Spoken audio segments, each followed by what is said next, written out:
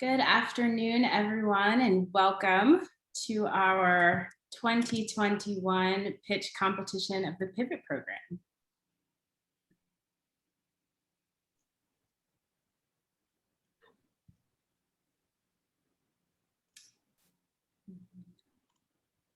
My name is Aaliyah Graves Brown. I am the Assistant Director of Program Management at the Pivot program, and I am very excited to be here with you all today. I will pass it over to my co-host here, Joshua Miller. Hi, everyone. I'm Josh Miller. I'm the Managing Director of the Pivot program. This is an incredibly exciting event for us every year, and this is our third try at this. For the past 3 years, the Pivot program has been offering entrepreneurship and business leadership training to returning citizens.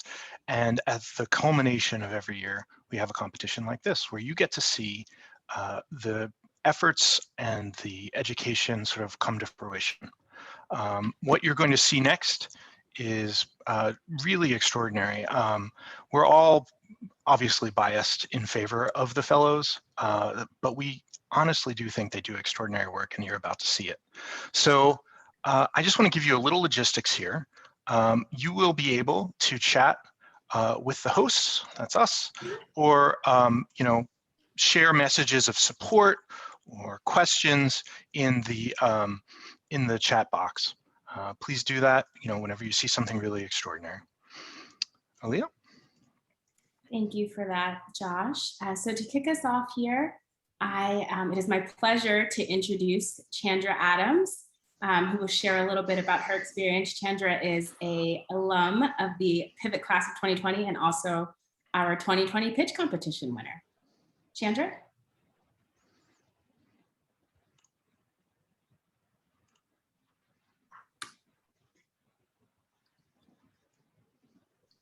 I think actually Chandra may be having some technical difficulties here, so we will pivot in real time and be sure to come back to her when she's able to join us. Instead, it is my pleasure to introduce Dean Paul Almeida, Dean of our Business School. Thank you so much, Aaliyah. And I love the pivots. You did such a great job. So firstly, good afternoon, and thank you all for being here. It's really wonderful whenever I see all the faces pop up, so many members of our Georgetown family. Actually, some faces I won't name who I taught 20 years ago. So many of you I work with in so many different ways. So thank you for being here at an event that's really important to us. We have faculty beginning with Pietro Rivoli and her team. We have staff, we have alumni, members of our board of advisors, our parents advisory council, and of course, our partners in the DC government and business community. Welcome all. And a special thank you to friends joining late on a Friday evening or night from Europe and the Middle East. Thank you for being here as well. The fact that we're gathered here today is a reminder of the strength and the breadth of our community. But even more, it's a reminder that we truly believe in the Jesuit value of working together powerfully to serve the common good. And our presence is evidence once again that we value the Pivot program, and we greatly appreciate the ambition and perseverance and entrepreneurial drive of our Pivot fellows. So along with the Pivot faculty and staff, you, our Pivot fellows, have not only adapted, but thrived in a strange new world. We could never have imagined that we'd be dealing with a third class of Pivot fellows that would be entirely online. And you'd have to discuss these ideas today over Zoom. But you worked it out. You've shown flexibility, you've shown good cheer and positivity, even in challenging times. And that's why you're so special. It's an honor for our school, the McDonough School of Business, our community, to work with you to achieve your dreams. know how excited we all are to hear about your business ideas. And I'm very happy that we'll have an in-person graduation next week as well. So even though I don't know who'll walk away with the top prize, I know we're all, you, our fellows, and everyone else is going to gain from this experience. So thank you for doing this for us as well. So it's now my pleasure to hand the program off to Alyssa Lovegrove. Thank you, Dean Almeida. Thanks very much. Welcome, everybody. Good afternoon. I'm Alyssa Lovegrove. I'm a professor of entrepreneurship in the business school, and I'm also the academic director of the Pivot program. So just for those of you who may be a little less familiar, the Pivot program is a business and entrepreneurship-oriented reentry program, and our goal is to help the fellows pursue meaningful career opportunities, whether that is in an organization of their own or another company. We want them to be able to fulfill their ambitions. This particular event is the culmination of our entrepreneurship curriculum. And so regardless of whether the fellow intends to launch a venture after Pivot or not, all of the fellows participate in the development of a venture idea. So they'll all learn the steps, how to identify a problem or an opportunity, how to propose a solution, how to vet the solution, what it means to deliver value to a customer, what are the sort of assumptions you have to make, and what do you have to do to make sure the venture succeeds and grows. So everyone has gone through that process. We're a big believer in the personal development that comes from that, the problem solving skills, the project management skills. And I think for the fellows as well, they will say that it's been a very rewarding experience. I'm very excited for you to see these pitches. I have seen them. I think they're very good. I am biased. Just real quick on the logistics. You will be hearing 6 recorded pitches, each of them followed by 2 or 3 questions from our judging panel. We have with us today 10 judges. All of them are friends and supporters of the program. Many are Georgetown faculty or alumni. And what they'll be looking at as they listen to the pitches is a combination of 2 things. The first is the quality of the idea. Does it sound like an attractive opportunity? Some of them will be business opportunities. Some will be nonprofits, but they all have to be viable. The judges will also be looking at the quality of the presentation. Did they communicate it well? Was it comprehensive? Was it persuasive? And then they'll give an overall assessment. And that is what we will use to award the prizes. Audience members, you will not be able to ask questions, but please feel free to use the chat function that Josh mentioned earlier to provide feedback or suggestions, or simply to cheer them on.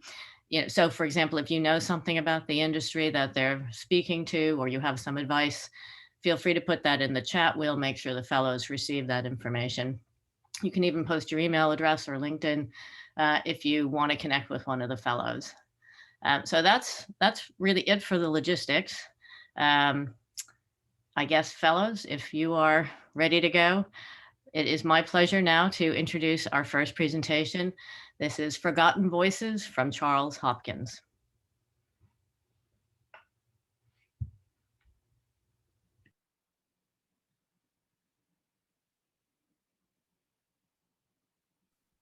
Nobody saw me walking, and nobody heard me talking. Seems like I gotta do wrong, gotta do wrong, gotta do wrong before they notice me. Forgotten Voices is a business that helps incarcerated and formerly incarcerated individuals tell their stories. We do this by using video in order to highlight their value to society. In America alone, there are over 2.1 million people incarcerated that have stories that need to be told. Mine is one, hers is another. Because these stories are not being told, the circumstances resulting in their imprisonment, establishing their innocence, highlighting their overall worth to society, and the cause of imprisonment are also not being told. Because of this, nonprofits and advocacy groups that work in this space are having difficulty gaining support for the change they want to see. Learning that 2.1 million people are in prison does not have the same impact as hearing and seeing these stories. Our method allows stories to be seen and heard.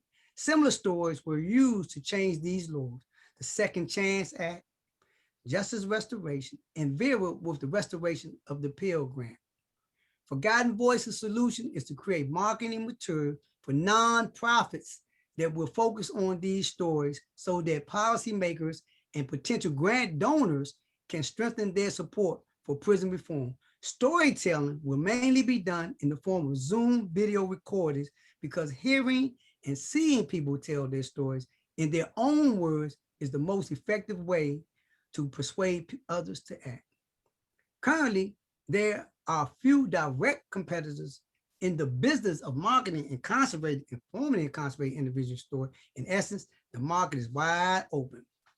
The merit of this idea were validated through the interviews conducted and the questionnaires I sent out, some of which are represented here.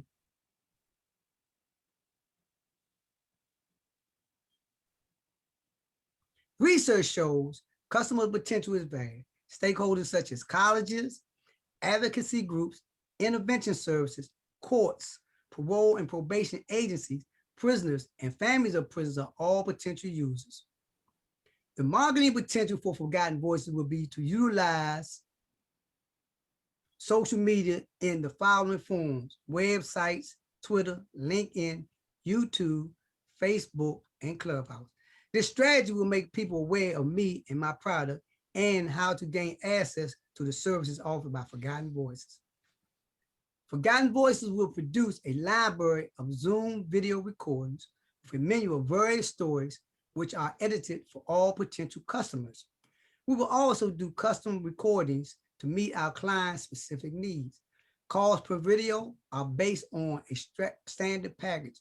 For example, individuals, colleges, universities, nonprofits, and government agencies may all fall into separate categories. You can see from this chart that our total expenses are approximately $72,000, while our total revenue is a little more than $300,000, leaving us with a net profit of almost $238,000.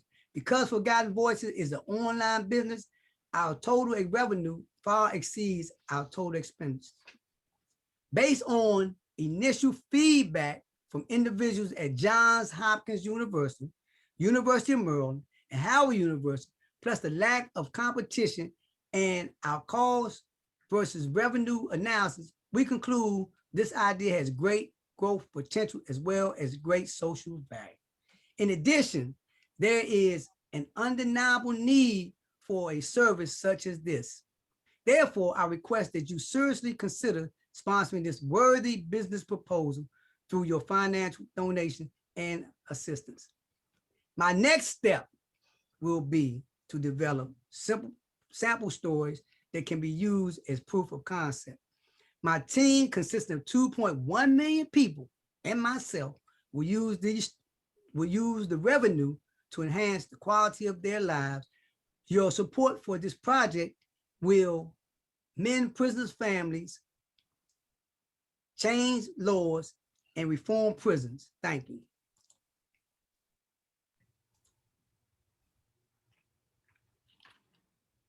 Great. Thank you, Charles. So judges, have we got some questions for Charles? Thank you, Charles. A very compelling presentation. Thank you for pulling that together. In terms of the subjects, do you expect that they would be both incarcerated and post-incarcerated? And maybe you could talk a little bit about how you would actually go about identifying the best stories to connect with the particular customers that you've identified. Yes, sir. Thank you. They will be both formerly incarcerated and formerly incarcerated. And I just came out that space. I'm removed from prison 16 months. So I just came out that space. So my way of identifying the people that would be utilized is I would identify what their interests are. Like laws have been changed in the state of Maryland. Right now you had a law change dealing with the juvenile lifers. So those laws have been changed. I would identify those people that have been locked up for 25 years that need to tell their stories in order to gain support for their release. In terms of my approach to the formerly incarcerated, it's a lot of people that's out right now that I'm networking with that will give me access to their stories to enhance their ability to market themselves and some of the things they're trying to do. I hope I answered your question. You did there. Very good. Thank you. Yes, ma'am. Hi, Charles. Congratulations. That was a fantastic pitch. Really appreciate it. How do you work with the prison system? What kind of permission do you have to get from the prisons themselves? How would all of that work? I mean, is there a lot of logistics? Is there a lot of legality that you will need to access in terms of accessing the stories of the incarcerated people that you want to share their stories? I'm glad you asked that question because that was a concern of mine, but because of the social justice movement that's taking shape, everybody trying to find their niche in that space.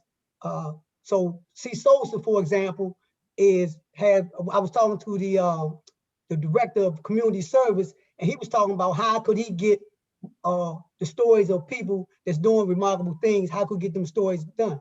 Then the Federal Bureau of Prisons has actually put out a link saying that they want former prisoners that was incarcerated in the Federal Bureau of Prisons to come back in and speak to the prisoners about how they benefited from the program. So this would allow me to be able to say, okay, I can get in that space and be able to identify that. And then in the Maryland system, which I'm from, as I was saying earlier, it's a lot of activities going on right now that's allowing us to have access to that space. So I don't perceive having no particular problem getting access or gaining access to prisoners nationwide.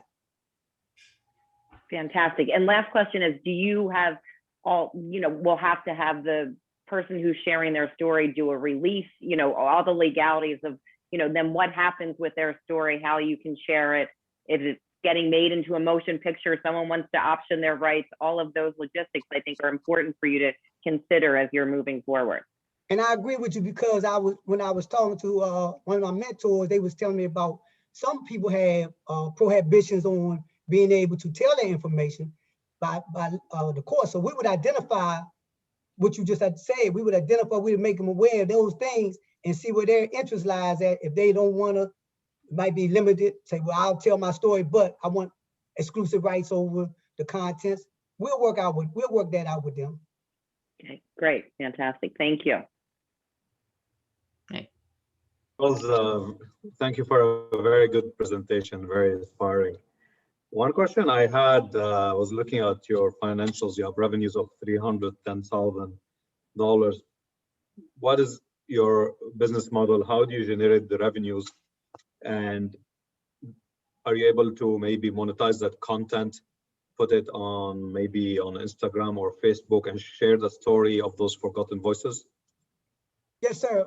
As far as the financial, our model is to charge $50 a minute, and that would fluctuate with $50. Sorry, Charles. We would charge $50 a minute, and that scale would fluctuate. And we was marketing 5-minute videos, so that's why you see the margin as far as the growth of revenue. And then we had subscription packages, which would be you have a subscription of quarterly subscription and yearly subscription. So the gross net profit would come from a yearly. That's a yearly gross. And in terms of the marketing, that's our plan to utilize social media to market the idea. That's why I was saying that to not oversimplify the idea, but it's a 2.1 million people. Social media equals get their story out. Forgotten voices be voices that's not known or forgotten, and would be able to have contents and give people a sense of understanding of what those 2.5 million people really are. Thank you. Great. Thank you, judges. Thank you, Charles. With that, I'm proud to introduce Ernest Boykin, who's going to tell us about Surface.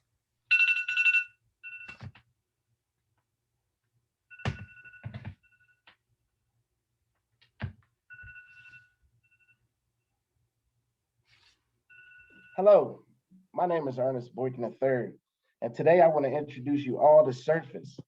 SURFACE is an acronym for Supporting Underserved Remarkable Families Achieve Cooperative Economics.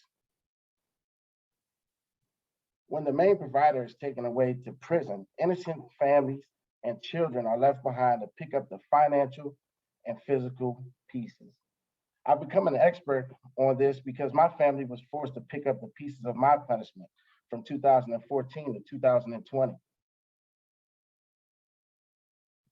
On any given day in the United States, over 9 million people cycle throughout the justice system. They're wrestling for their lives and their freedom.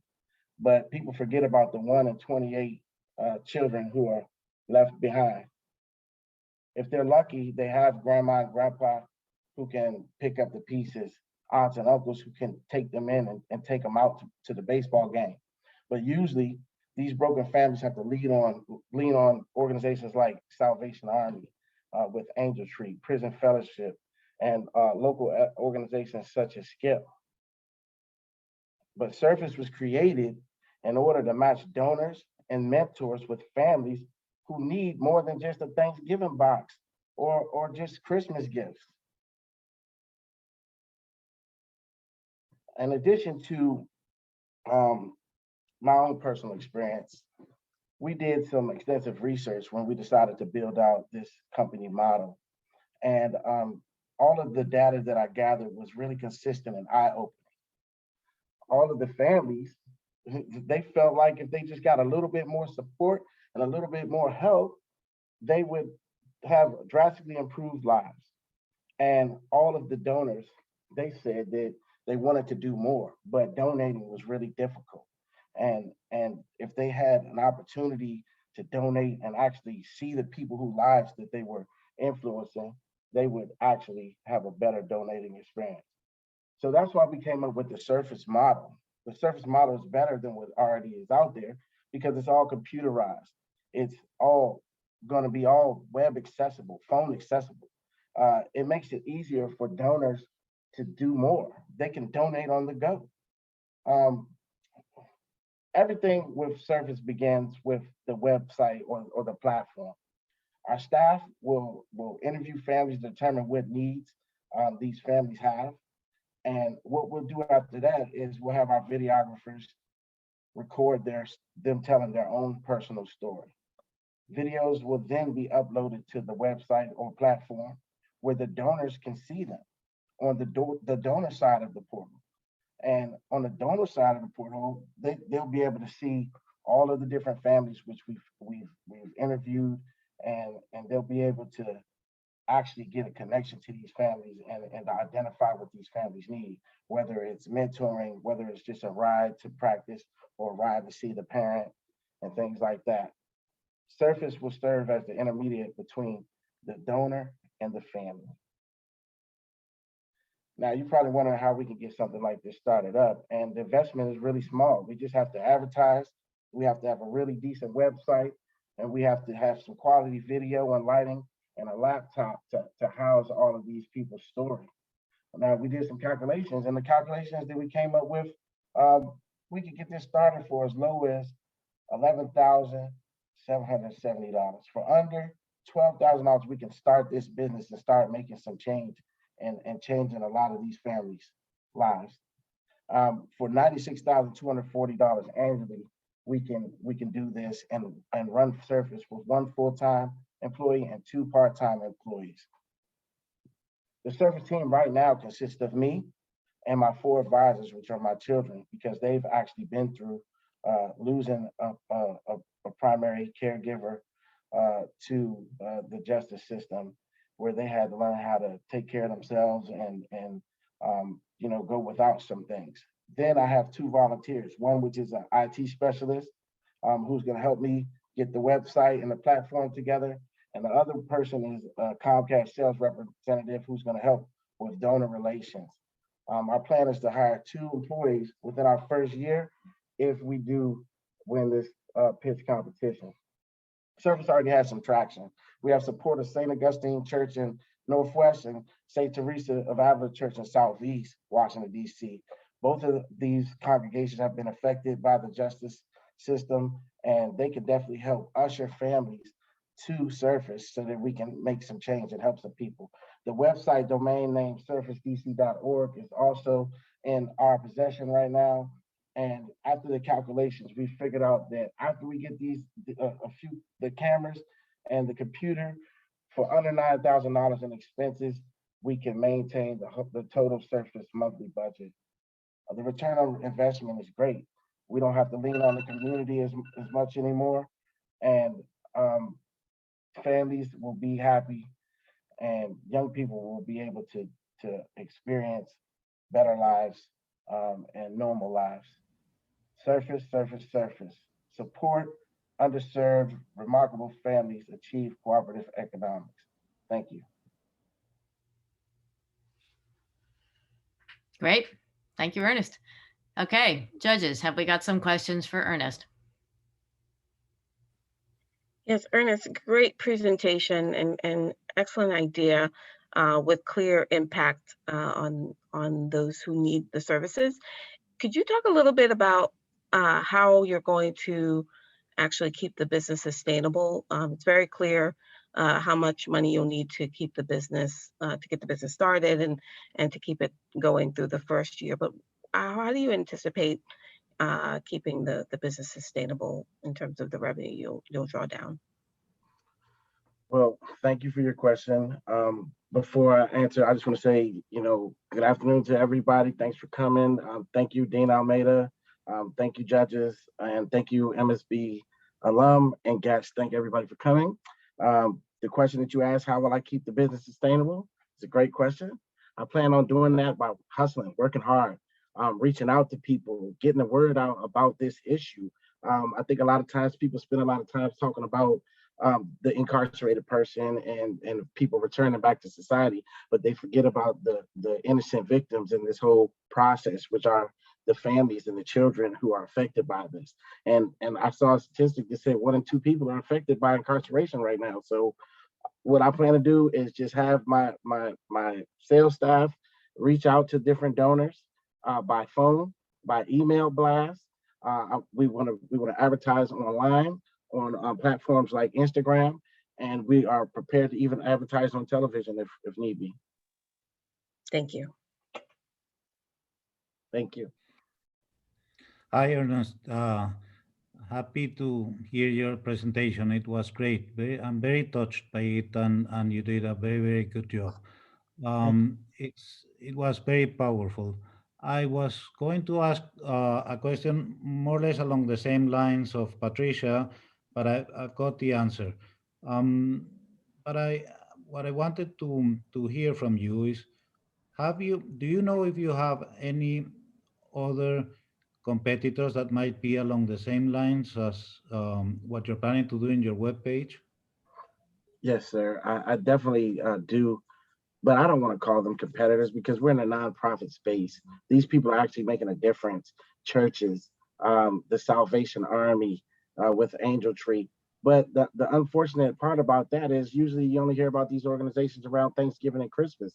There's nobody doing the work year round trying to help these families be able to make ends meet, help these kids make it to football practice, help these families have somebody coordinate or sponsor a ride for them to go see mom or dad in prison. We plan to stay involved in the community like we've been. I write for FAM, which is a lobbying organization that fights against mandatory minimums. I'm actually a chairman of the Reentry Action Committee, which specializes in reentry, and I plan to use all of these platforms that I'm maintaining to help usher progress to surface. I agree with what you just said. If you focus only on what you're doing instead of sharing with other activities as Salvation Army does, for example, you'll do well. So congratulations again. Thank you very much, sir. Hey, Ernest, this is Jenny Heflin. I just want to commend you on this project and work. I really thought it was fantastic, your pitch, and I love the idea that you're engaging your whole family as supporting this effort and they're part of your team. Along the lines of Patricia's question, I was curious, to what extent you're thinking about segmenting your donor population, whether that's individuals, corporations, other nonprofits you alluded to, or even seeking grants from large foundations as a source of money for this endeavor. Well, thank you for your question. Yes, I have thought extensively about that. And I would love to be able to capture support from major corporations and donors. And we're definitely going to write some proposals and try to get some money from some of these foundations to have it. But we also don't want to overlook the average person who's fighting traffic on the Beltway every day, who really just wants to do something to help out. They may not have time to go to a game, or they may not have time to take somebody to see their family member, but they may be able to just, donate over the internet or over the telephone. And we don't want to exclude anything. And when we launch, we're definitely going to be aggressive in targeting everybody, because this situation, over 5 million children have been impacted by the justice system. And like we said in the report, 1 out of 28 children is left behind to just pick up the pieces. So these children really need our help, and there's no stone that we're going to leave unturned. Great. Thank you, judges. Thank you, Ernest. Thank you, everyone. Next up, we're going to hear from Camelia Finley, who's telling us about Fresh Start.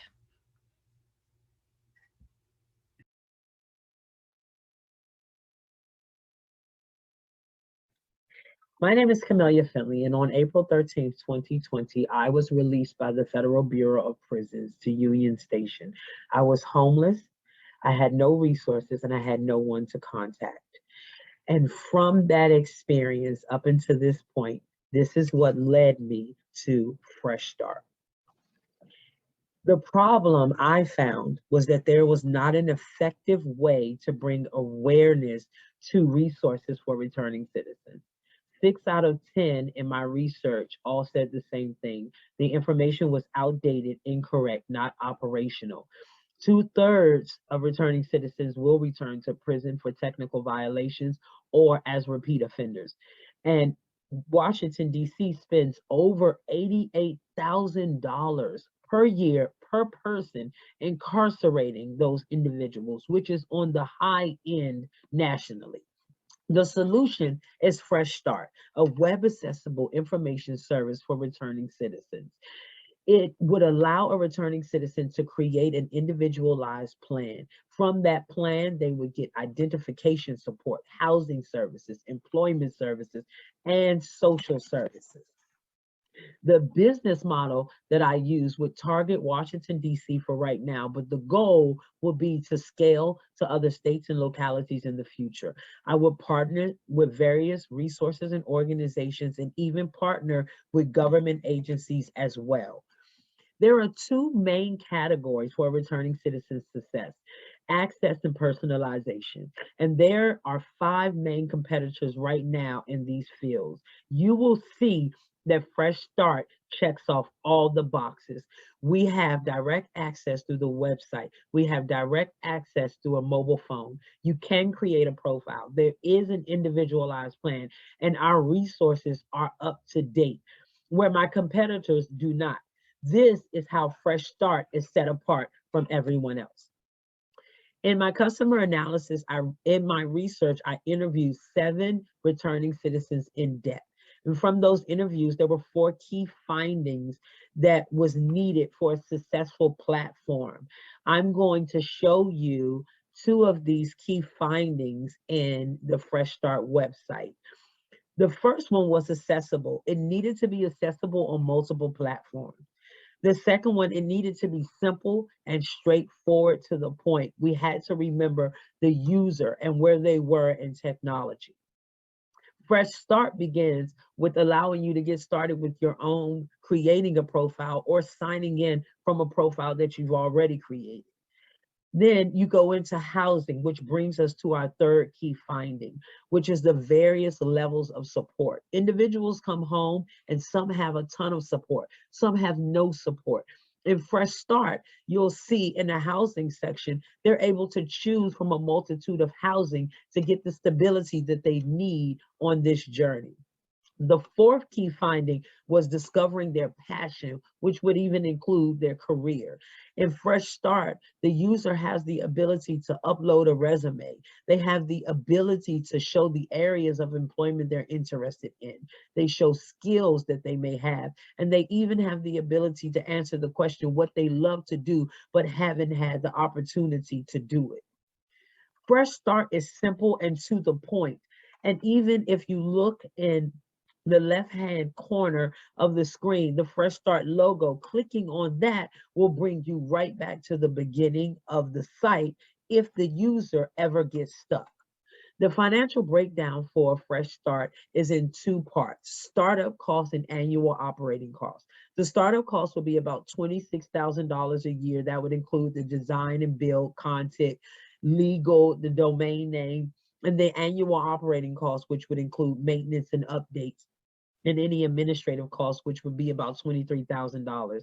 Possible funding can come from DOES's grant, a microloan, crowdfunding, or even partnering with certain agencies such as Morca, CSOSA, other agencies like that, or technology companies that are already operational. Here's what I need to make Fresh Start happen: partnership for resources on site, connecting with area colleges and universities to use their interns to collect research and resources. I need to connect with resources such as technology companies to get Fresh Start started. And transparency and communications are obligation, and the $50,000 in funding. I also would need to partner with the government agencies that are already out here for returning citizens. Together, we will change lives. We'll show returning citizens they are human beings and make it possible for them to have a plan that fits their needs directly so that they can walk into success. I would like to thank Georgetown University, all our spectators, possible investors, and supporters for allowing me the opportunity to participate in this pitch. Fresh Start is a clickable prototype. If you would like to see it or know more information about it, you can contact me. My contact information is in the left-hand bottom of this screen. Again, thank you. Excellent. Thanks, Camelia. All right, judges, some questions for Camelia. Absolutely. I'll go first. So first, I want to congratulate you on such an impactful idea, such a clear need for support for returnees at that initial point. So a question for you is, how do you envision ensuring that returnees have awareness of this website and what it is that you're providing? How will you get that information into their hands so they can use the service? So that is a great question. And that starts with the partnership.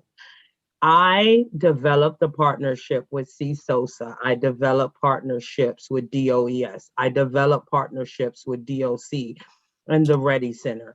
And they get the word out. As soon as the returning citizen is released, say, I have this website, go on it, check it out, see what you need, be specific about what you need, and allow the website to give you that individualized plan. I also have the option of presenting the website inside of DOC. I've seen it done numerous times while I was incarcerated myself, going into the centers, letting them know that this is out there. When you're released, you can go to a library. It'll be online at the halfway house. It's accessible to you. So use it and utilize the services for it. So I think that part of it is the simplest part of it.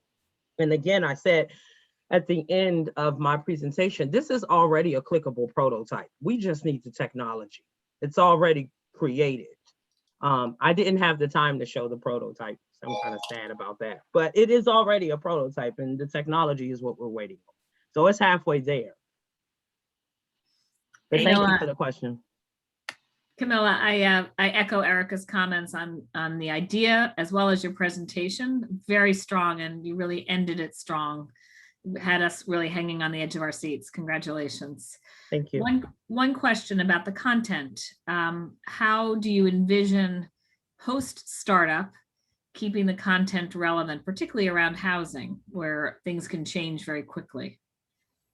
Again, it starts with communication. One of the things that I found out in my own journey, I've been home for 14 months.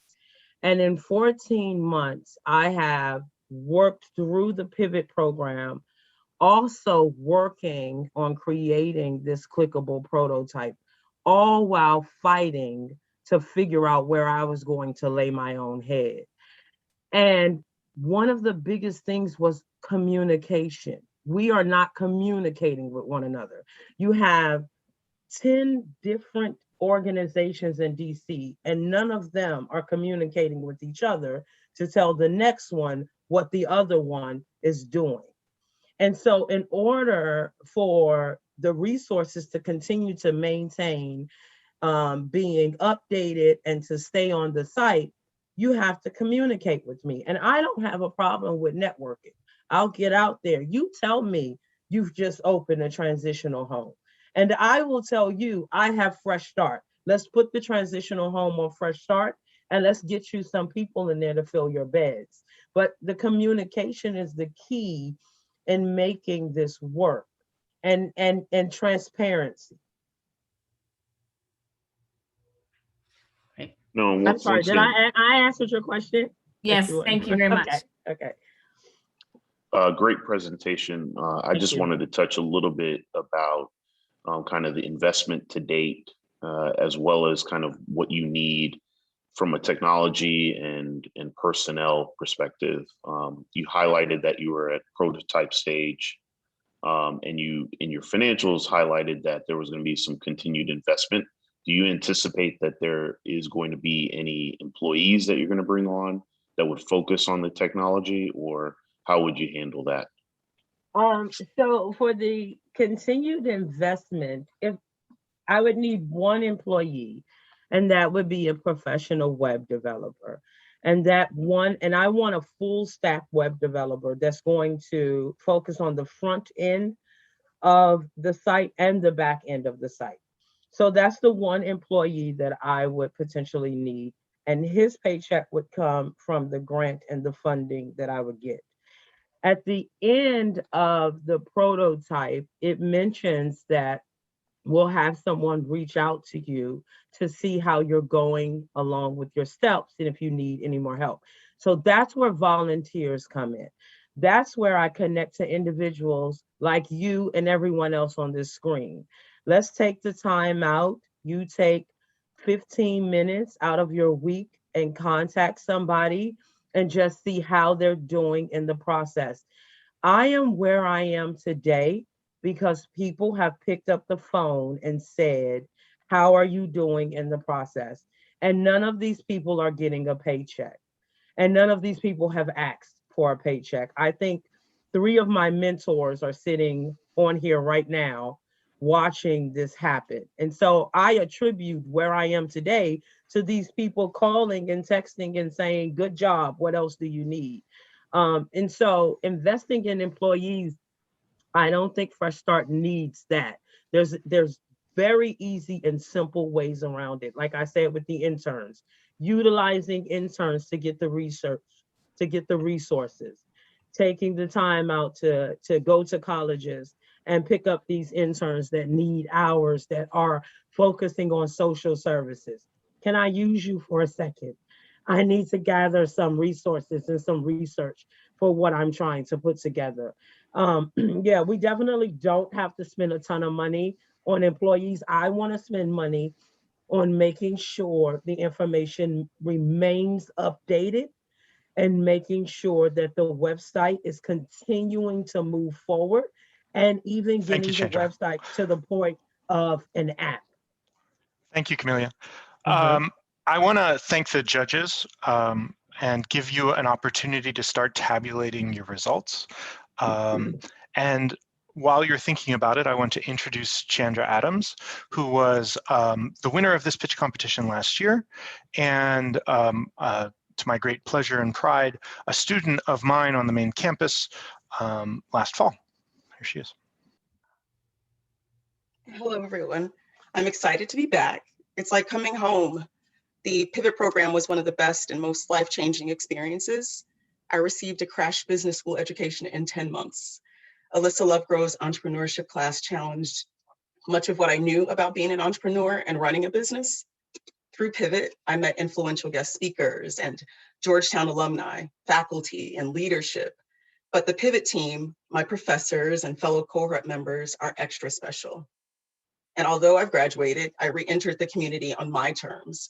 I'm now a part of Georgetown's vast and prestigious network. I turned a seemingly impossible business idea into lemonade development, and we provide solutions to help other women just like me. I'm writing my first book with plans to publish it by the end of the year, and I'm so proud to say that my second year at Georgetown begins this fall. I was motivated to complete my degree because of Pivot's curriculum and Georgetown's commitment to changing outdated perceptions of returning citizens. Finally, and most significantly, as the creator of my narrative, Pivot helped me to change my voice, or actually to find my voice and to tell my story. See, I told you this program is life-changing. Thank you, Chandra. So just to give the judges a little more time, we've got a video that was put together by the current cohort of fellows talking about what this program has meant to them as well.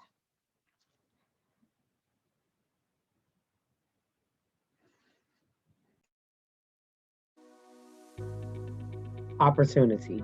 Fantastic. Inspiring. Builders. Supportive. Life-changing. Life-changing. I mean, I couldn't have asked for anything more. Pivot has become an experience that I could have never imagined it to be. It was a very enlightening experience to be surrounded by such a professional, experienced wealth of knowledge. From the moment you step foot into the Pivot program, it is a no judgment zone. What you have done is not who you are. Well, it's been wonderful working with the other Pivot Fellows. We are like a family. I have been able to develop some friendships that I will keep for a lifetime. They are amazing people and they have inspiring stories. I think I made lifelong friends. People going in a similar direction. They're not too far ahead of you. They're not too behind you. They are very brilliant, driven, ambitious individuals. The most valuable lesson I learned is the value of teamwork. Through hard work and dedication, you can truly accomplish anything. No matter what you've done in the past, you have a chance to make something of yourself. I'm capable to do whatever I set my mind to. And I can create and I can be whatever I want to be. Whatever I want to be, I can do. I can be that. I don't have to allow somebody else to tell my story. I can tell my own story. I can actually change the narrative. It's never too late to go back to school. It's never too late to want to change your life. Every day I wake up with new ideas on how to recreate what re-entry looks like. There are resources and things working behind the scenes when you're affiliated with a program like Pivot and Georgetown and all the incredible staff. They know things, they see things from a 10,000 foot view. I really know what my purpose is moving forward for my career. Being able to utilize the skills I've learned about the various aspects of how business and nonprofits run behind the scenes is going to be invaluable to the career path that I'm looking to follow. Pivot has taught me to strategically plan for my future. My plan is to be a voice for those that don't have a voice. I'm an entrepreneur, hardcore. you put me somewhere, I'm going to triple my worth in a matter of months. I will use all my new skills from Pivot to launch my successful business in the near future. I have already claimed it. For me, I'm going to go from felon to founder of building a new software company.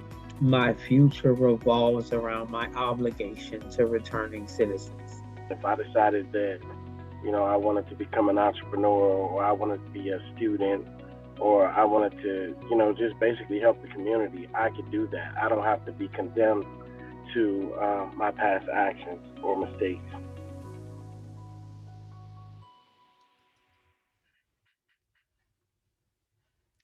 Thank you, fellows. I could watch that 100 times. Okay, judges, we're going to hear the next three. I'm happy to introduce now Latasha Moore and Victoria Hunt, who are going to present Next Endeavor Diversity Staffing.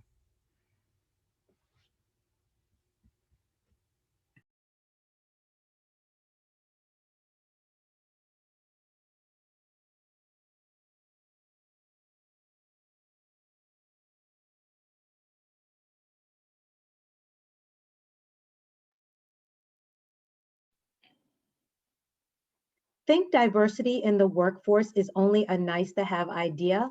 Think again. A diverse workforce and inclusive employee culture are core business strengths.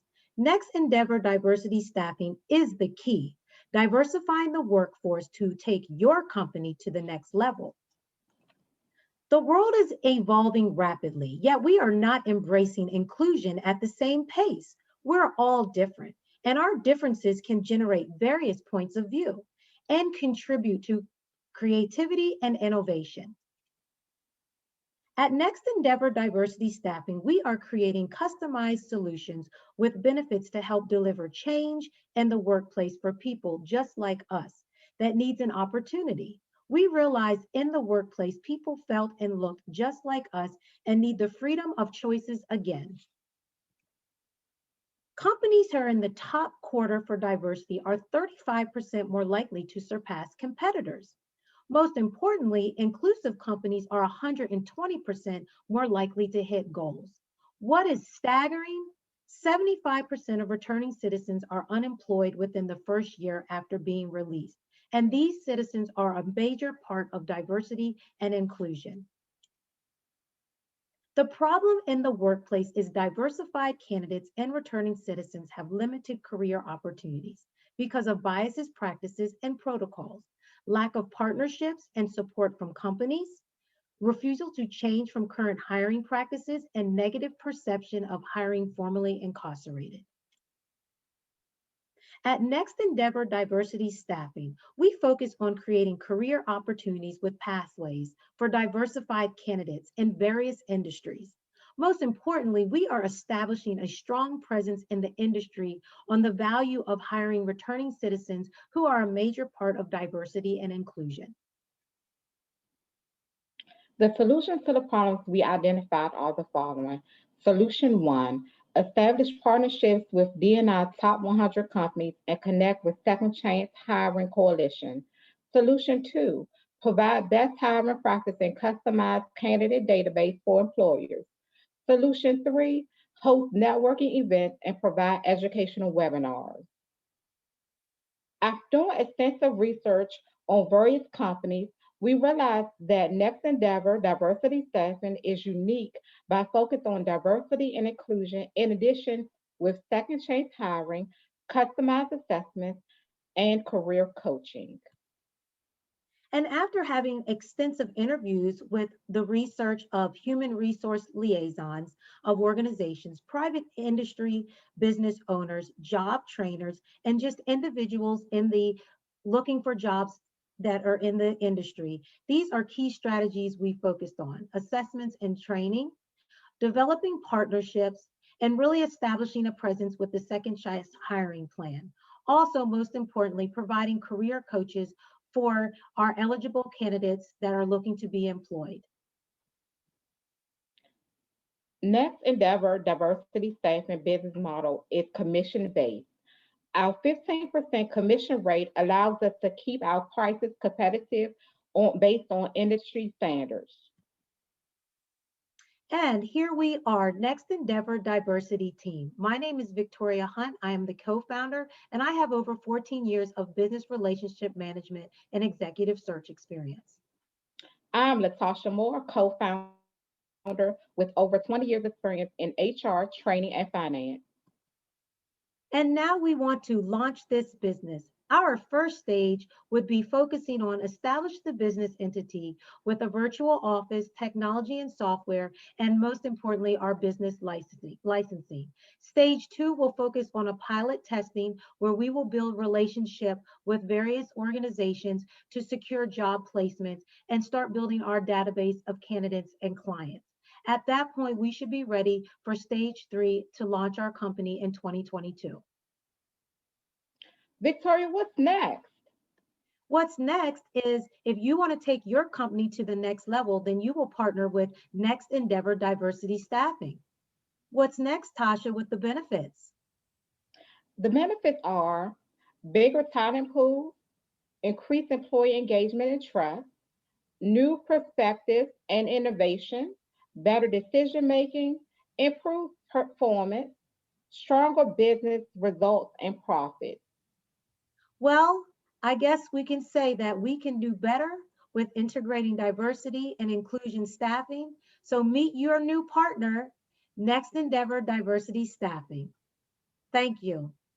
Thank you. Great. Thank you, ladies. Judges, have we got some questions for Latasha and Victoria?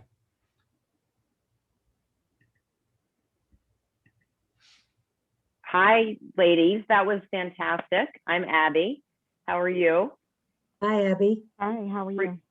Are you breathing deeply and easier now that you're finished?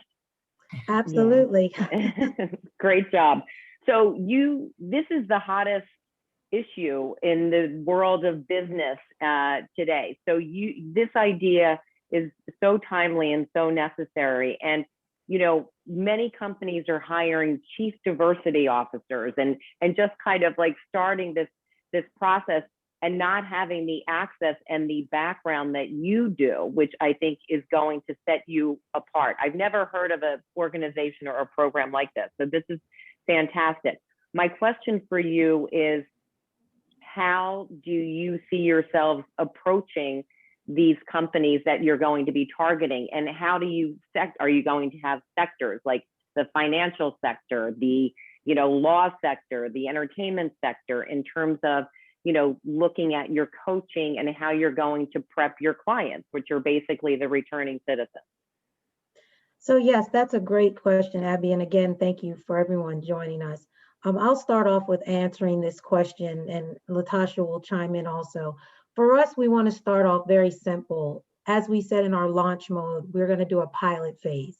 So we're going to start with our low-hanging fruit, which would be organizations that have already identified that they are really wanting to increase the inclusion and diversity with their organizations. And then also companies that are part of the Second Chance Hiring Coalition that have said we want to look to employ returning citizens, because our focus is going to be to partner with organizations that are looking for, especially for returning citizens, to have that staffing, that support system that has the relationships with companies that can partner and put these networks together. So we want to fill that gap. That's our focus, is to fill that gap where these organizations have identified what they need, and we're a part of making sure that these candidates are where they need to be with the assessments and the coaching, and that they would add value to the organizations, and then making people recognize that diversity and inclusion is so important to include your returning citizens. They are very much valuable for that piece. And do you see yourselves, both of you, as the coaches, or are you looking to hire or have volunteer coaches in terms of, coaching your clients? Latasha, I'll let you answer that part. So yes, we do plan to both be coaches in addition to hiring a career coach. The key to our success is actually going to be educating our clients on diversity and inclusion, because what our research has shown that companies have spent millions of dollars into actually hiring consulting companies to actually show them what diversity inclusion looks like. And so that is going to be key to actually educating and developing partnerships. Great, thank you. I think, the first step is as Abby said, you are in such a hot space. I can speak from experience that our company is working very diligently to hire in a more diverse workforce. And so I don't think you're going to have as much of a challenge on the customer side, but I am more drilling into kind of how you're going to prep this employee population and really get them ready for the positions that are being made available. In addition to career coaching, what is your view on kind of just more skills adaptation and slotting them in for the opportunities that are in front of them and that you've been contracted for? So when you started off with the question, the employee population, as we stated, the career pathways, we want it to be very diverse because obviously you never know what organization, what their needs will be. And for us, our goal is to build a solid database. So that is one of the assessments from doing our research is how we're going to work to continue to develop this wide database so that if there are IT positions available or manufacturing positions available, that we would be able to have those different employees available for the organizations. So I would say for us right now, we're just in the beginning stages of building that database, and how we will build the database will be really partnering with organizations that have individuals that are looking for different career paths, not just a job, but a career path. And then we want to put tools in place from an assessment standpoint and coaching standpoint that if there are areas they can be stronger in, or there are areas that we know, hey, you may be wanting to go into this career path, but we have opportunities in another one that would be very valuable for you and the organization.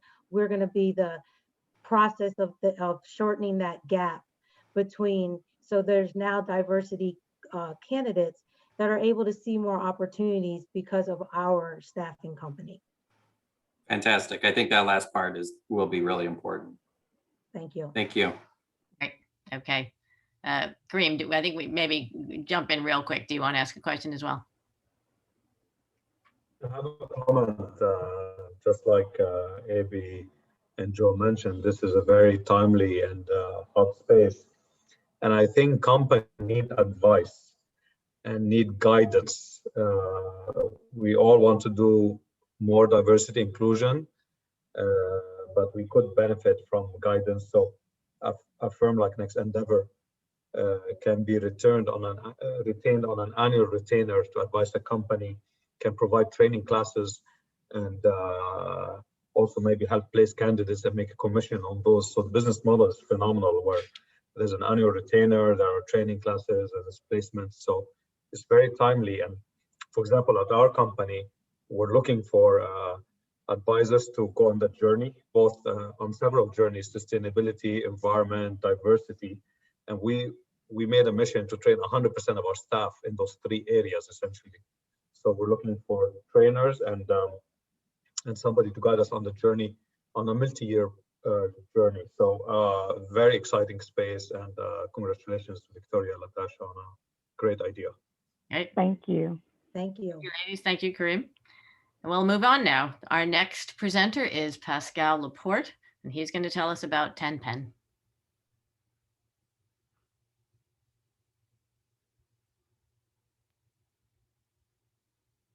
Had your heart pulled out?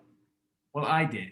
And while trying to forget the pain, I decided to take my motorcycle out just for a simple ride, when all of a sudden, the vehicle in front of me slammed on the brakes. I had to think fast, so I swerved into a ditch, hitting a curb, flipping 15 feet in the air, and finally landing on a little brick wall. When I woke, I was grateful to be alive, but I was left disabled with a broken neck, back, shoulder, wrist, and both my knees. This led me to painkillers, addiction, and eventually prison. It was in prison where I woke up. Hi, my name is Pascal Laporte. I've been called a lot of things: a success, a failure, a felon. But today, I'm here before you as the founder and CEO of TenPen, the premier fair chance marketplace that helps entrepreneurs impacted by the justice system earn legitimate income. For years, like that motorcycle, I weaved in and out of trouble, breaking rules, evading both jail and death, but also evading my legitimate success. It was in prison where I learned firsthand the challenges that many justice-impacted entrepreneurs go through after paying their debt to society and trying to get a sense of self-worth and redemption. It was in prison where I learned from hundreds of entrepreneurs that people, they're not simply addicted to drugs, but many times, just like me, they're addicted to hustling. Whether selling $10 loose cigarettes or making an amazing cheesecake from commissary items, my entrepreneurship needed a platform and an opportunity. Let's take a look at Tony, one of the first members of the TenPen Nation. As a personal trainer with 10 years of experience, he has trained over 2,500 clients. But no matter how talented he is, Tony can't get a job at a local gym. It's because of the background screening process that identifies his criminal history and ultimately denies his employment. While this practice has been illegal since 1964, it still happens every single day. And like many resourceful entrepreneurs, Tony pivoted to the internet and decided to become a virtual trainer. Unfortunately, he still couldn't make enough money to reliably feed his family. As you can imagine, Tony's not alone in the struggle. Currently, over 70 million justice-impacted Americans that need to rejoin the workforce and contribute to the economy have to overcome a mountain of obstacles in order to do so. According to studies by Gallup and Upwork, more than 1/3 of all US workers participate in the freelance gig economy. It's projected that by 2023, more than half of the US workforce will be gig economy workers at some point in their career. And over the next 5 years, this represents a $19 billion fee income opportunity. And that is why we started a movement called TenPen. With our simple 3-minute application, we can connect an entrepreneur to a qualified supporter. Once a job is completed, payment is issued within 24 hours. You're probably thinking, hasn't this already been done by Fiverr and Upwork? Unfortunately for the TenPen Nation, those other guys have gotten too big. And according to their own community boards, everyone is suffering because of the high fees and lack of personal engagement. For Fair Chance supporters, TenPen is a curated digital platform that streamlines the process of finding and managing a motivated talent pool of human beings that have unique insights to the diversity, equity, and inclusion challenges we face in America, all while allowing organizations to innovatively solve many of today's challenges. I'm happy to announce that at the time of this recording, the beta site, which was launched last week, has already grown to 10 entrepreneurs and completed over $150 in transactions on tenpen.sharetribe.com. At scale, we expect to generate over $100,000 of revenue in our first calendar year. Let me show you how simple it is to get started. Once on the platform, you can easily find what you need. You can search categories or go straight to where Tony has listed a service. Now, Fair Chance Charlie, he can find the service, read the description, schedule a time, and pay Tony all through the interface. TenPen collects about $15 for the entire transaction, and Tony gets money in his account. Pretty cool, right? Let me be clear. There's absolutely no way I could do all of this alone. I'm fortunate to be able to leverage my world-class advisory team, which includes experts in the criminal justice reform movement, as well as proven entrepreneurs in technology. With the money from this pitch competition, $6,000 will go towards improving our software user interface and user experience. It's been said that creativity without opportunity breeds criminality. If you're as excited as we are about uncovering a high value yet underserved market opportunity, let's work together so we can help break these cycles of inequity and help our talented entrepreneurs just like Tony. Thank you. Great. Thanks, Pascal. Judges, have we got some questions for Pascal? Hey, Pascal. First, just want to really commend you on your high quality presentation. I love your story at the beginning, the use of data that you had throughout your entire presentation, and just how clear the presentation was from start to finish. I was curious, you've mentioned the site has already gone live to some extent, but what mechanisms you're using to drive participations both from the entrepreneur side of the house as well as users to the site to use these services. Hey, Jenny, Ms. Heflin, thank you for asking that question. That's a really good question. Initially, I'm using my warm network. I was incarcerated a few years ago, and I wanted to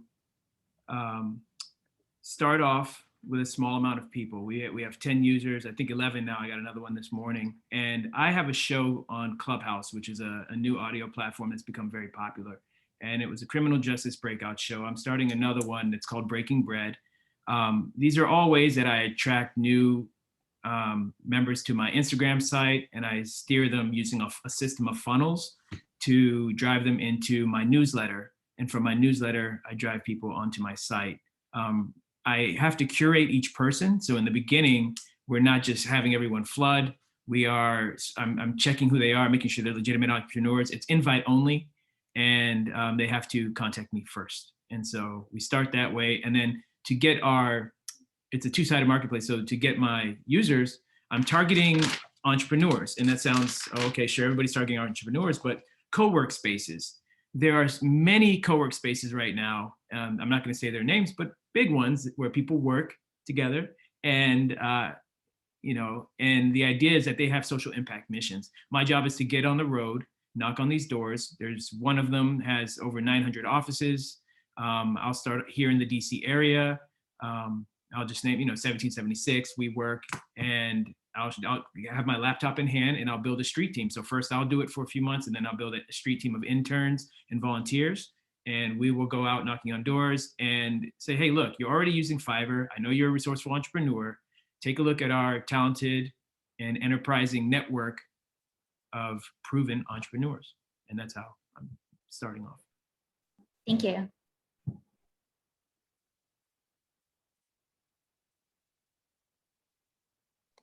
Any other questions for Pascal?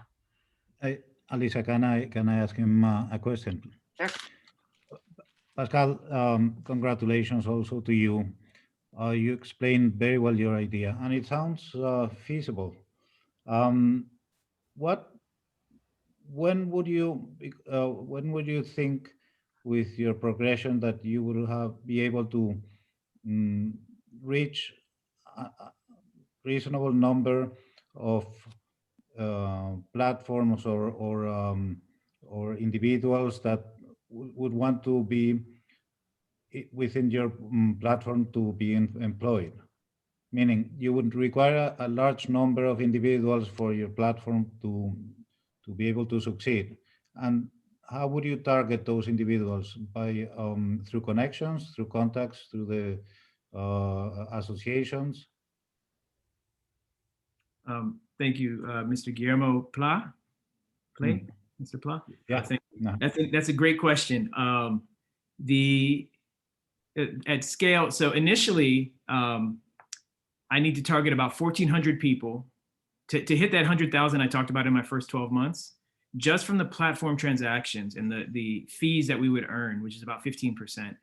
I need to get to 1,400 active users, and they need to be having an MRR, or monthly recurring revenue, of $60.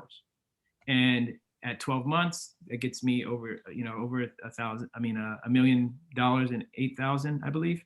And But we're not stopping there. I have at my current internship, one of my mentors on the advisory team has a database of over 40,000 active users using his platform. Also, a few days ago, I was contacted by someone who wanted to introduce me to their 125,000 network of additional users that so in the state prisons, they have access to tablets and more education than in the federal prison. So in the state prisons, this second person just offered me an opportunity to be able to display, through his magazine, it's a Returning Citizens magazine, where, I can launch and show my ideas and how to get more entrepreneurs onto the site. And so that's, but initially, to answer your question, 1,400 users, and we expect to do way more than that. We expect to have probably about 16,000, but conservatively 1,400 users will get me to $100,000. And that's just from transaction. That's before we add information products, coaching, and the subscription model, which will happen around 1,500 users. Right. Understood. You have a clear idea then. Thank you very much. Right. Patricia, any comment? Yeah, just quickly, I have no question. Just wanted to commend you on a fantastic presentation, really clearly outlined, especially as you went into the user interface and user experience. I think that's going to help you quite a bit in this crowded and increasingly more crowded marketplace to maintain a competitive advantage. So all the best to you. Thank you, Pascal. Thanks, Patricia. Thank you. Great job, Pascal. Okay. Our final presentation is from Ty Anthony Carter. He's going to tell us about his idea for Equipped.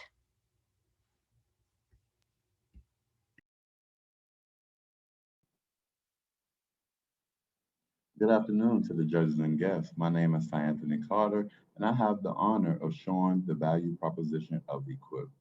I'm pretty sure everyone here is active in some ways. If that's just a walk in your neighborhood or a friendly game of basketball, I'm here to elevate that experience.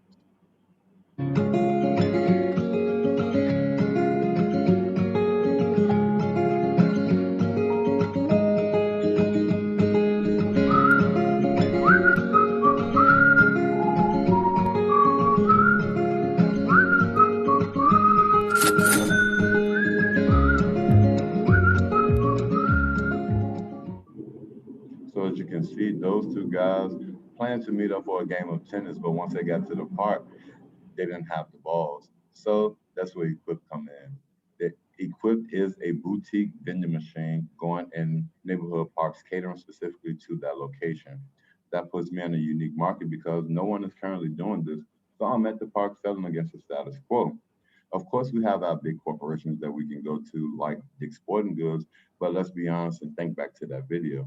Dick's would have been an inconvenience because they were already at the park. Depending on the time of day, we all know DC traffic. It would have been a hassle to get there. And lastly, everyone is busy these days. So leaving the park would have cost him his free time to actually enjoy himself.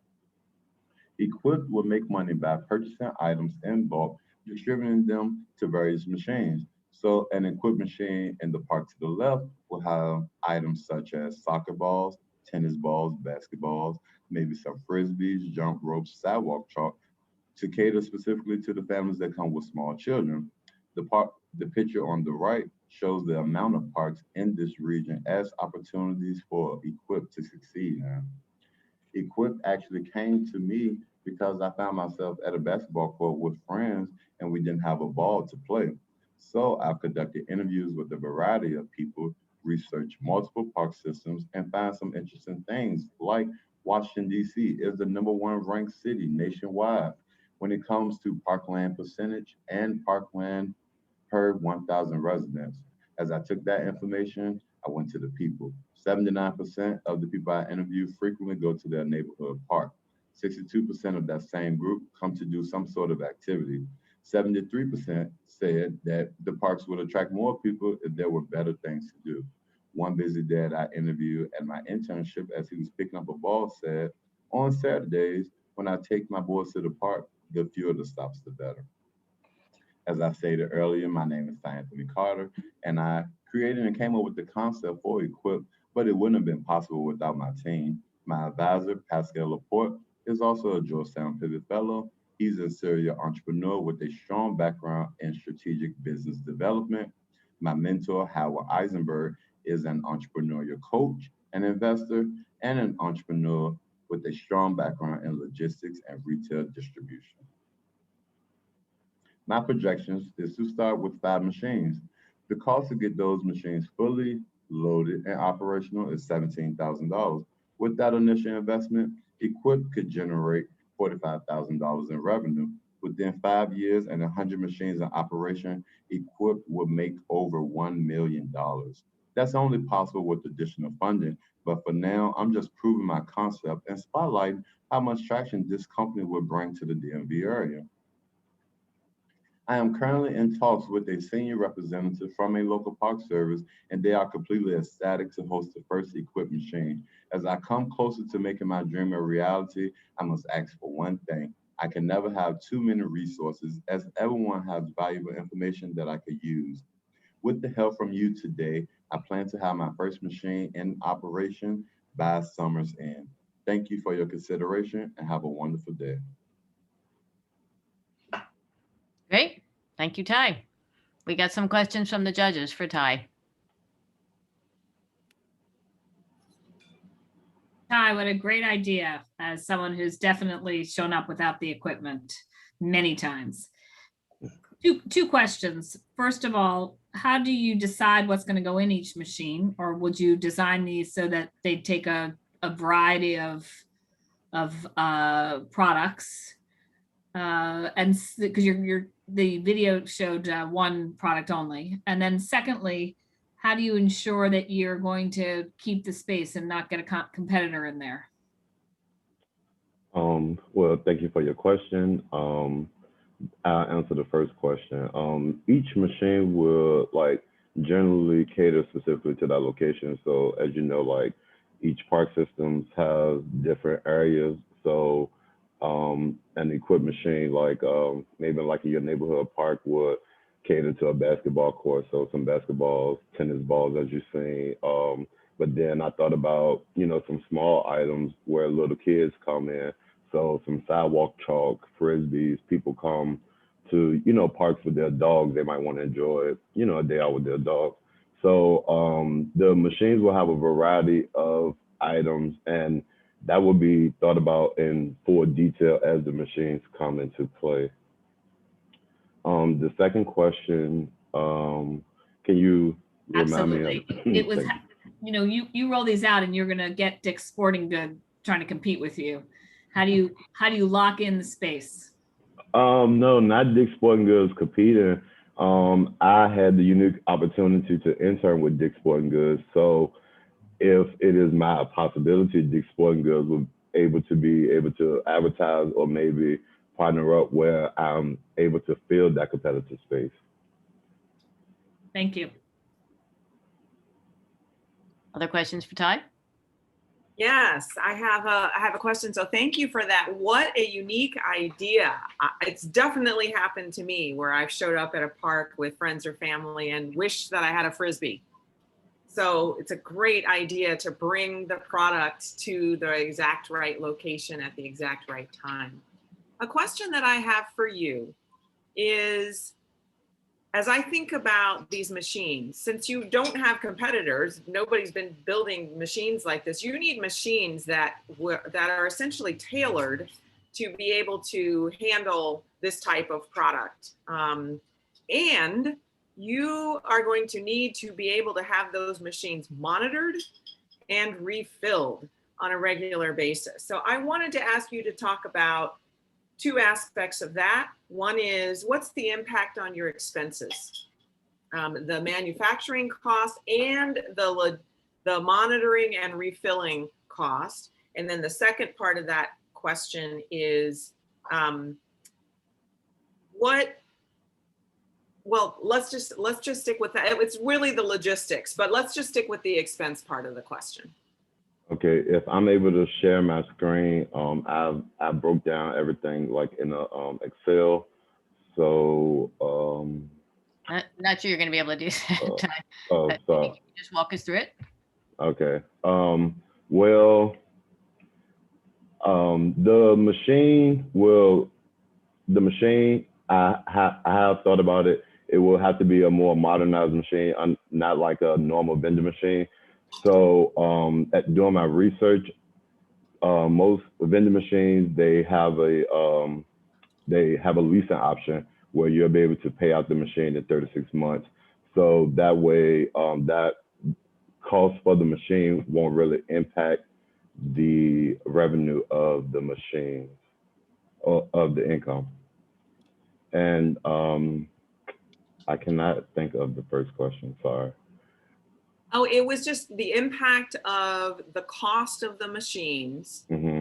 The fact that they're not, you can't just go to the store and buy them. They have to get manufactured for your use. And then the other part was the cost of the monitoring and refilling. Okay, thank you. Yeah, I did think about that. And with one machine, maybe one person coming in twice a week, minimum wage in DC is $15 an hour. So maybe 1 hour to fill the machines and monitor. That thought has been thought about as well. So that aspect is covered in the revenue of the equipment machine. Right. Thank you. Wayne, question from you? Yeah, just one question. As you think about kind of building out the product across multiple parks and across multiple sports activities, have you thought about the inventory that you're going to have to purchase and how much that would cost for the initial kind of order? Yeah. So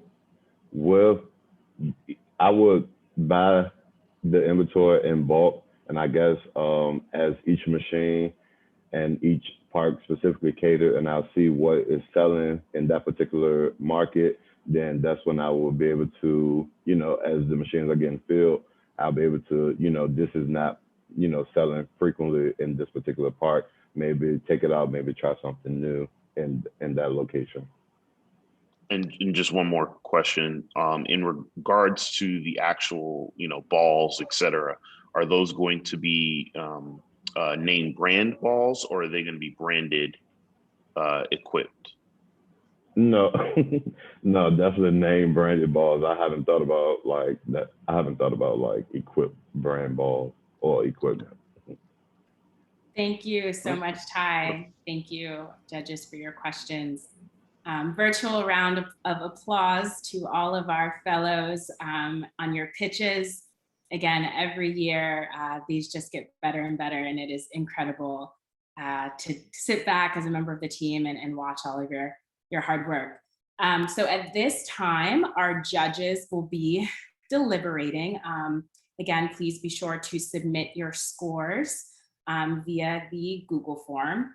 And while our judges are working on those scores so we can get our exciting news, it is my pleasure to introduce the co-executive directors of the Pivot program, Pietro Rivoli and Mark Howard.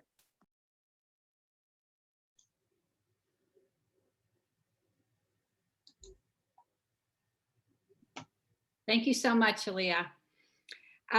So you've heard many people express their gratitude and admiration today. So now Mark and I, as executive directors, want to express ours as well. To our Pivot fellows, we tell you this all the time, but it's such an honor to do this work with you. You're our inspiration. You make this program what it is, and you make Georgetown University so proud. I mean, these were 6 incredible business pitches today. So, behind these incredible pitches and these great presentations, Mark and I are also honored, to work with an incredible team. Okay? And these are the members of our Georgetown community who working alongside the Pivot Fellows made today possible. So I just want to take a moment to thank the Pivot team, Aaliyah Graves-Brown, Benita Raval, Ashley Spinuggle, Ralph Green, Alyssa Lovegrove, Josh Miller, Evelyn Rupert. Every day this team is on the ground, working on this program. And it is definitely an all-star team. So thank you to the fellows. Thank you to our team. Mark? Yes, Pietro, I want to echo your thanks because we do have an incredible team and they've worked so hard to make this program possible, particularly in this very difficult year that we've just had. But I think we're seeing it all come to fruition and we're so proud and so grateful. I also want to acknowledge some other partners, and in particular, those at the DC government who helped to make this program possible from the get-go and help to support and sustain it every year. Because this program really is a model in terms of how local government and universities can work together, yet rarely do. But I'm hearing from more and more universities, they want to know, what is our secret? How do we make something like the Pivot program work and how does it succeed?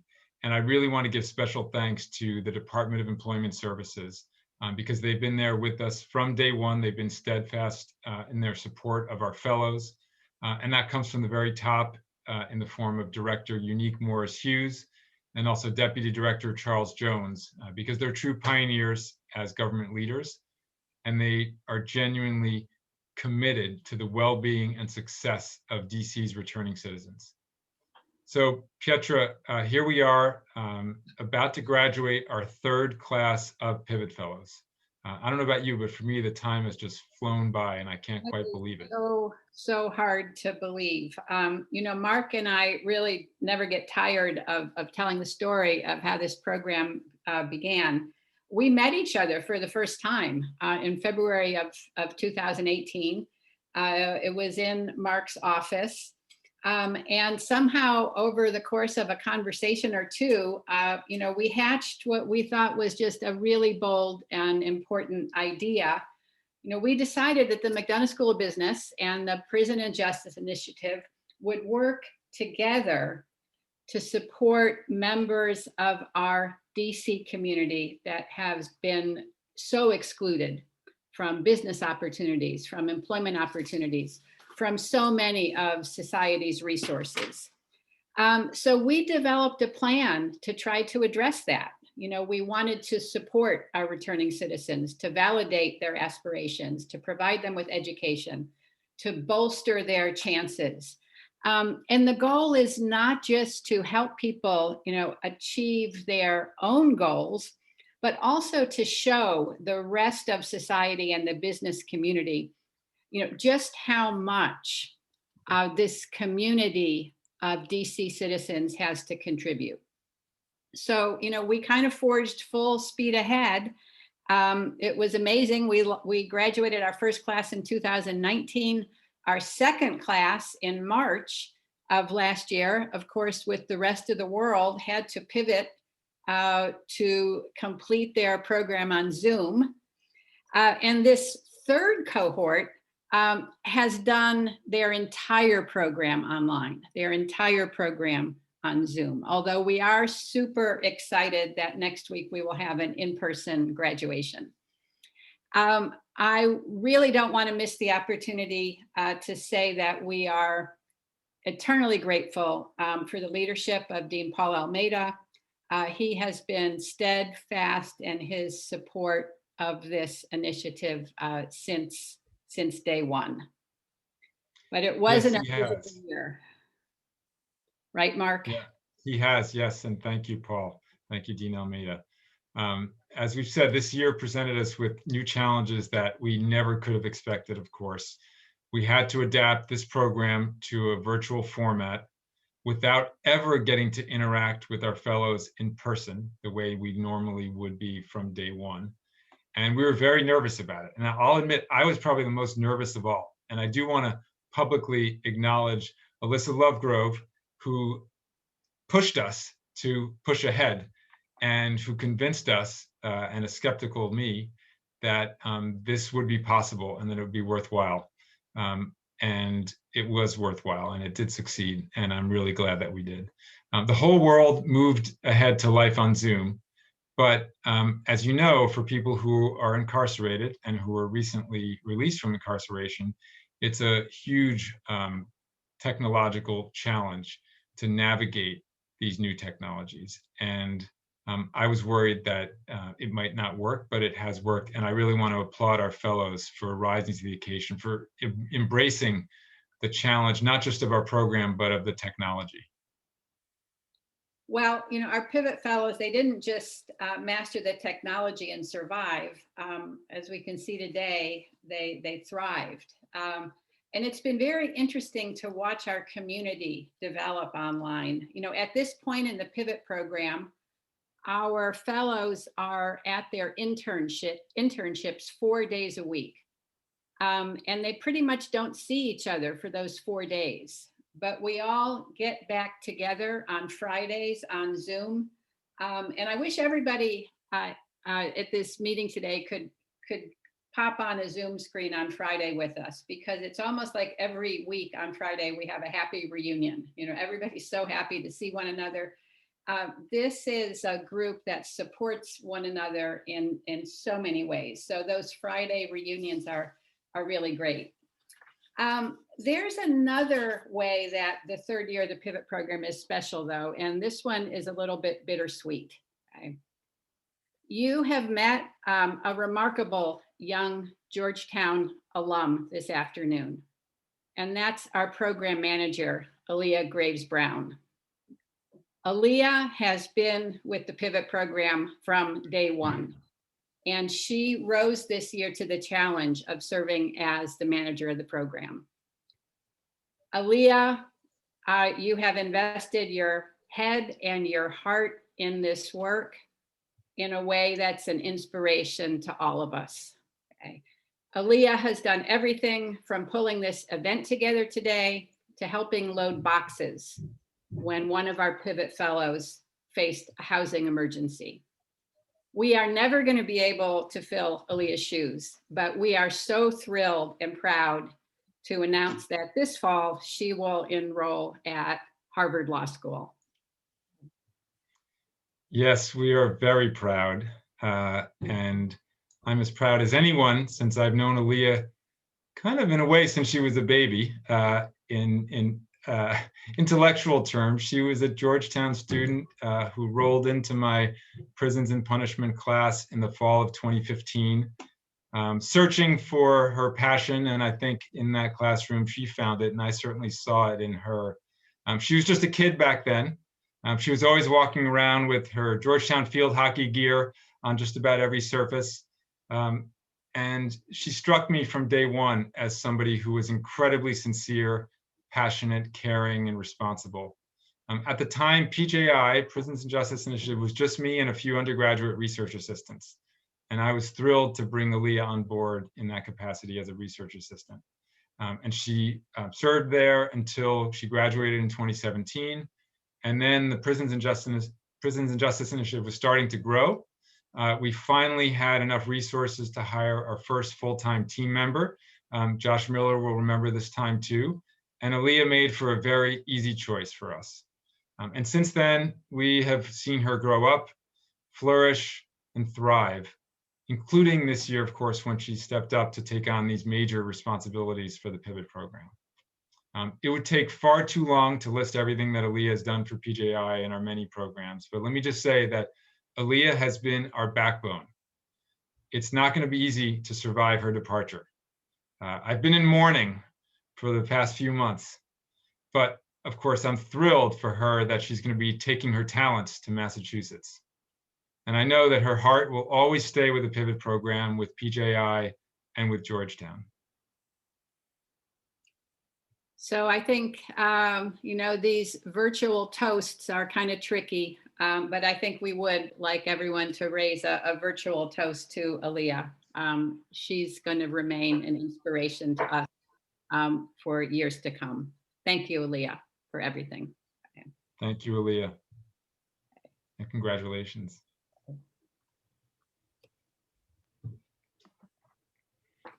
Good afternoon, everyone. Thank you again for attending today's pitch competition. My name is Ralph Green, Program Associate for the Pivot Program. I also graduated from the first cohort in 2019 and was a winner of the first pitch competition. So I have a unique experience with the Pivot Program as fellow and a staff member. When I was told about an entrepreneurship program at Georgetown and that I should apply, it looked like everything that I wanted to know about a business.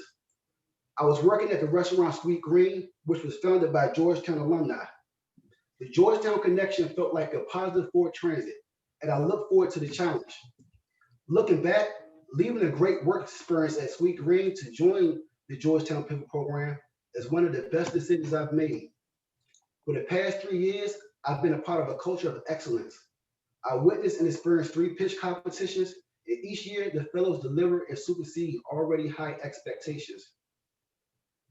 The fellows trusted the process by welcoming the experience and expertise of Professor Lovegrove and used the curriculum provided by the Georgetown faculty to take ideas and construct them into profitable business models. Much of this occurred by outlining who the customer is and what the product or service would be beneficial for a need or want. The mentors, coaches, and guest speakers supported the challenge and challenged concepts to get them ready for this day. Since this is a pitch competition, the fellows showed their competitiveness and great sportsmanship.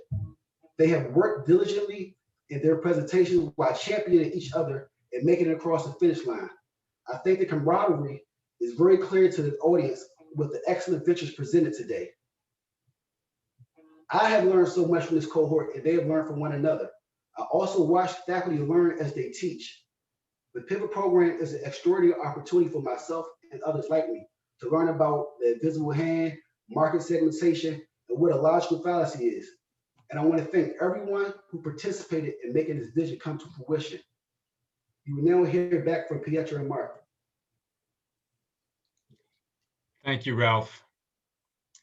So the Pivot Program, of course, would not be possible without our partnerships. And we've already mentioned the wonderful relationship that we have with the DC government. We also have partnerships across the university. We have faculty, staff, leadership, and especially students, and many of them are here with us today. And they show what's possible when an organization is also a community. And that's what we try to create here with the Pivot Program. We want to especially thank our amazing administrative team at the McDonough School of Business and Finance, Communications, Events, and all of the students and faculty who contribute. With special thanks to students Amy Lee, Jack Pedego, Rich Williamson, for truly being a part of this team. And of course, we also want to thank all of our business coaches. Thanks, Mark. Now, of course, our philanthropic partners are truly making this work possible. And I've been an MSB faculty member for decades, and I can't tell you how humbling it is to see so many of my former students and so many MSB alums support us in the work we're doing. There's another special thanks we owe to the School of Continuing Studies. They actually provided a home for us downtown when we were first launching. Okay. In many ways, though, our most valuable partners are the employers and the internship hosts who work with us to create opportunities for returning citizens in DC. These organizations, these businesses and nonprofits are true change makers.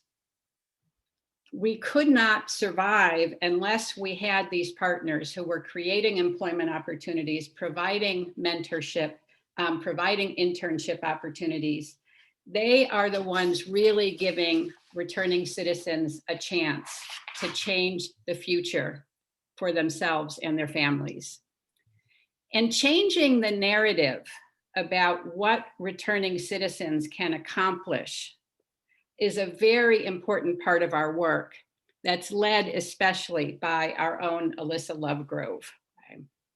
So this year, we are going to begin a new tradition by honoring one of our partners with the Pivot Partner of the Year Award. We are very, very happy to award the 2021 Pivot Partner of the Year Award to a local DC firm, Link Strategic Partners. They are a national provider of communications services and stakeholder engagement, and they're headquartered here in DC. For each of the past 2 years, Link Strategic Partners has provided invaluable professional experience to our Pivot Fellows.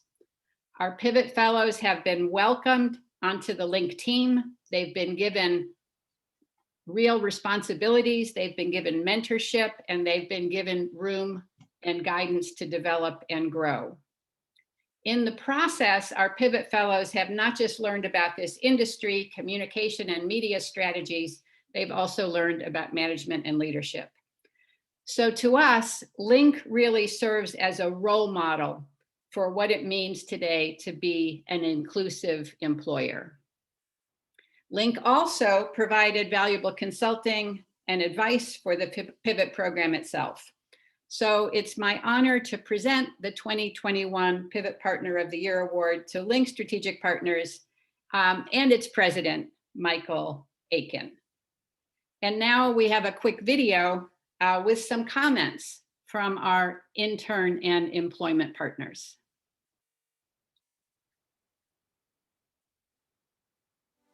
Pivot is a collection of really incredible human beings that add value to our team. We quickly learn not to underestimate the intellect, the capabilities, and the potential of the Pivot Fellows. One of the great things about working with the Pivot program is having the opportunity to be able to have access to incredibly brilliant talent. These folks bring things to the table that your average everyday person just can't. We inherently recognize the value, human capital that exists within prisons, and the Pivot program is a great example of what individuals can do once they come home. Having that opportunity to be able to really leverage the brilliance that was sitting dormant inside of a prison cell has been transformative for our company. Pivot has provided another unique set of experiences that people can bring to their work and make us better as a social impact firm because of that.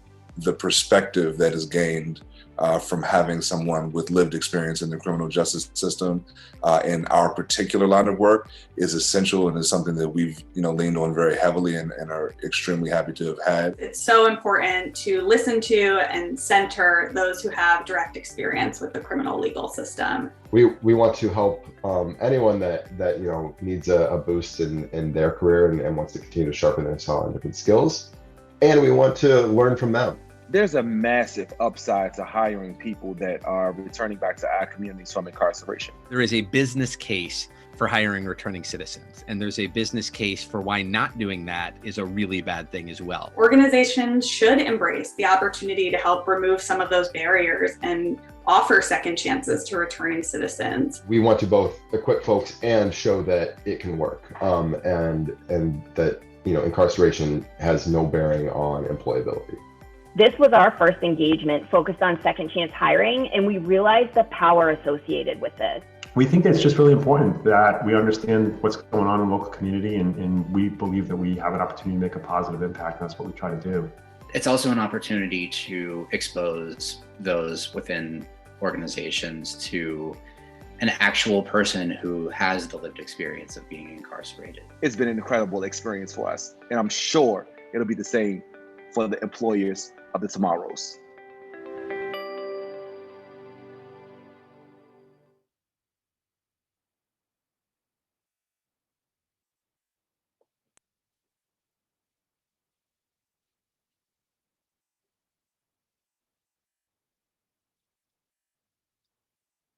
So I think, are we ready?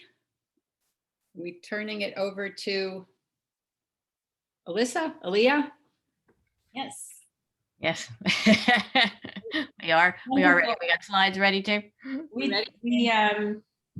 Okay. should have our slides ready here. Okay. So we'll give our lovely slide host here a minute to get organized. Get organized here. So we have our scores in. Again, I just want to start by first thanking Mark and Pietra for those kind words, and everyone who shared kind words in the chat. You all are incredible, and I'm so grateful to have spent all of this time doing this work. So I appreciate that. But now to the much more important, much more exciting part here. I'm going to start by announcing our honorable mentions here. Again, congratulations to everyone who has presented today. I am excited to announce our 3 honorable mention folks here today. Move to Leah, our yeah, okay. next slide here. So congratulations to Charles Hopkins with Forgotten Voices, Ernest Boykin for Surface, and Ty Anthony Carter for Equipped. Congratulations to each of you for all of the hard work that you have put in. We are so, so proud of you and all that it took to get to this moment. Congratulations. And thank you, judges, for being so generous with the prize money so that the honorable mention winners do also get a financial reward. And now, the big suspense, I'm going to announce the second runner-up. Our second runner-up is Camelia Finley, Fresh Start. Congratulations, Camelia.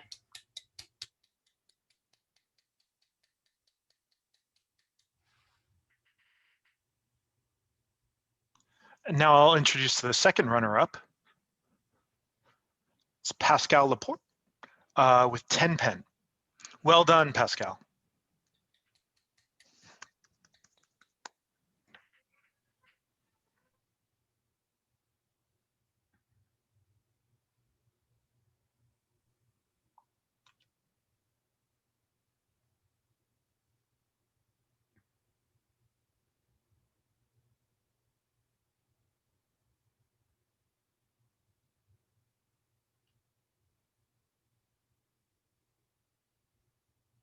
Chandra, let me introduce Chandra Adams, who will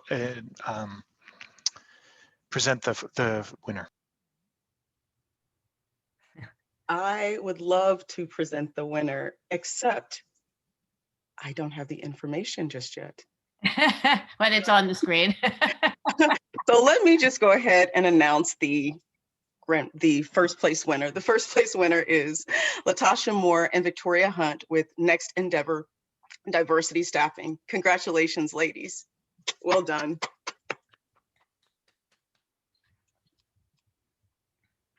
And now to Aaliyah. Wonderful. Another virtual round of applause to all of our winners, all of our participants. Again, you all did an incredible job today, and we are all so, so proud of you and grateful to get to celebrate this milestone with you. And it is my pleasure to pass it back to our Dean, Paul Almeida, for a few closing remarks. So congratulations to Latasha and Victoria for Next Endeavor Diversity Staffing.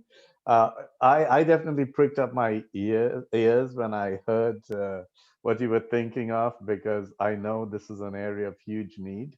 So thank you for the great idea and for answering the questions so well, and on winning today's pitch competition as well.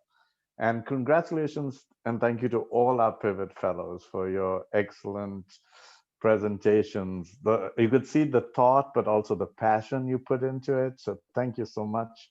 And to our faculty, our staff, our judges, our board members, you renew my belief that business has incredible power to be a force for good, to change lives of individuals and communities. And thank you so much.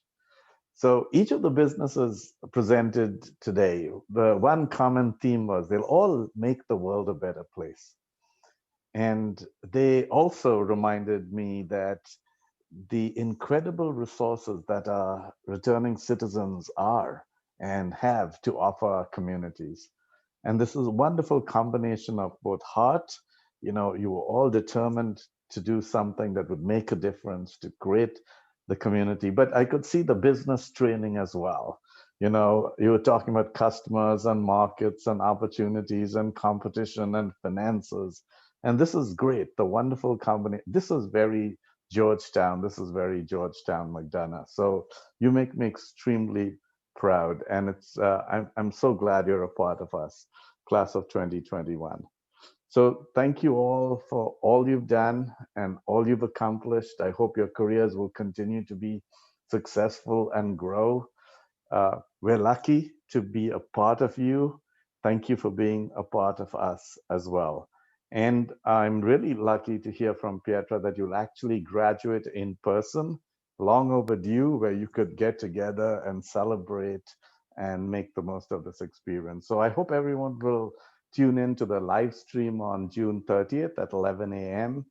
to celebrate this wonderful occasion of our fellows from both cohort 2 and cohort 3 as they graduate. So congratulations again.